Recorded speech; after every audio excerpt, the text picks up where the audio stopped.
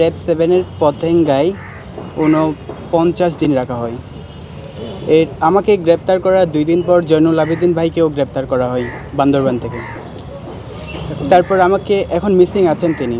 তারপর আমাকে চোখ বেঁধে, অবশ্যই সবসময় আমাকে চোখ বাঁধা আর হ্যান্ডকাপ পরা অবস্থায় রাখা হতো। আমাকে নিয়ে আসা হয় এখানে হেডকোয়ার্টারের আশেপাশে কোনো একটি স্থানে, যে স্থানে আমি সবসময় শুনতে পেতাম বিমান ল্যান্ড করা আর ওঠার শব্দটা। এখানে আমাকে এমনভাবে রাখা হয়েছিল, চোখ বাঁধা, তারপর 24 ঘন্টা হাত বাঁধা, আর ভিতরে যে নির্মম নির্যাতনটা চালানো হতো, প্রস্রাব করতে দিত না ঠিকমতো, খাবারের টাইম দিত না, কথা বলার কোনো সুযোগ ছিল না। আমি ভয়েস হারিয়ে ফেলেছিলাম। 3.5 বছর পর বের হওয়ার পর আমার মুখ থেকে কোনো ভয়েস বের হচ্ছিল না। আমার এমন অবস্থা হয়েছিল যে প্রস্রাব করার মতো আমরা তাদেরকে ডাকলেও আমাদেরকে প্রস্রাব করতে নিত না। আমাদের সেখানে রাখা হয়েছিল শুধুমাত্র একটা বোতল, যে বোতলে আমরা পানি খেতাম। পানি খেয়ে যখন প্রস্রাব ধরে রাখতে পারতাম না, সেই বোতলে আমাদের প্রস্রাব করতে হতো। আবার সেই প্রস্রাব ফেলে দিয়ে সেই বোতলে আবার পানি খাইতাম।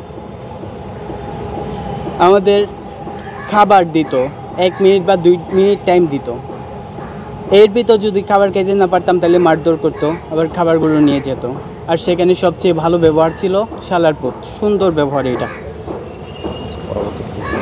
পরবর্তীতে সেখানে আমি জয়নুল ভাইয়ের সাথে আবার দেখা করতে পারি 2019 সালে। যদিও চোখ বাঁধা আর হাত বাঁধা থাকতো, কিন্তু কোনো একটা সুযোগ পাইছিলাম যে গোপনে তাকে আমার সামনে রাখা হয়েছিল কোনো একটা সেলে। এরপর আমি 2020 সালে আমাকে ময়মনসিংহ র্যাব 15-তে ট্রান্সফার করা হয়। জয়নুল ভাইয়ের সাথে আর কোনো দেখা হয়নি 2019-এর পর থেকে।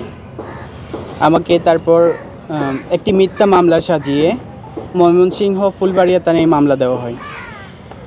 অনেকবার পিটিশন করার পরও তৎকালীন সময় জামিন মিলেনি।